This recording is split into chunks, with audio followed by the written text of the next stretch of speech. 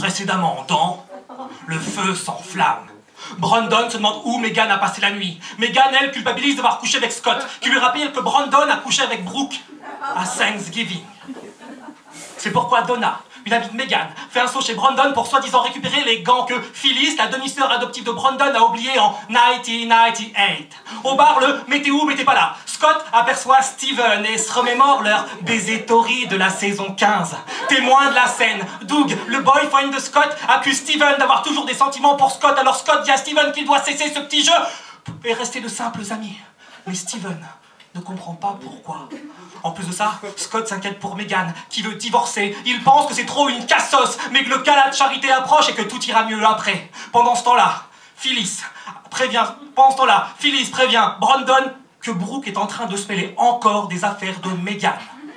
Le lendemain matin, chez Doug réveille Phyllis, venue la veille, avec du champagne et des fraises tagada pour lui dire à quel point Scott est merveilleux. Au même moment, chez Donna, Brandon surprend Megan, disant à Donna qu'elle veut quitter la ville sur le conseil du docteur Paul Reichman, son diététicien canin. Mais c'est sans compter sur Dylan, l'ex-beau-père par alliance de Phyllis, qui annonce que le test de paternité est négatif et que le bébé de Kimberly, Jean-Claude, n'est pas son fils, mais Jack. Un mec qui passait par là complètement par hasard prévient Donna que Dylan aurait falsifié les tests pour ne pas être le père de Jean-Claude, le bébé de Kimberly. À la nuit tombée, Brooke invite à dîner Matt, le frère jumeau, sexy mais démoniaque, qui aime les animaux, et Dirty Dancing de Brandon. La conversation dégénère lorsqu'elle aborde le sujet de leur enfant adoptif, vietnamo-cubain, tétraplégique et daltonien, qu'ils ont perdu au rayon surgelé d'un supermarché dans le fin fond du Kentucky du Sud-Est. Mais, sauvé par le ding-dong, Brooke ouvre la porte. Megan saute sur Brooke avec un « Oh my God !» un sex appeal pointu méga vibrant, mais ouf! Caché derrière un rideau de douche, Donna s'interpose.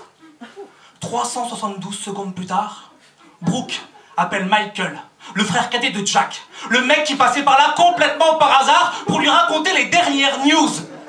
Mais Michael s'en fout.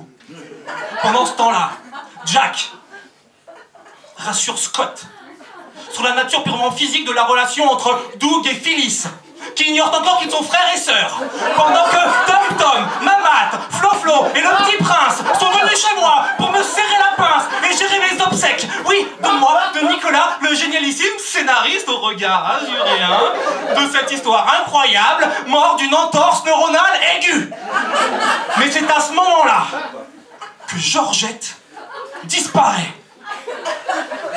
Mais putain, c'est qui Georgette ?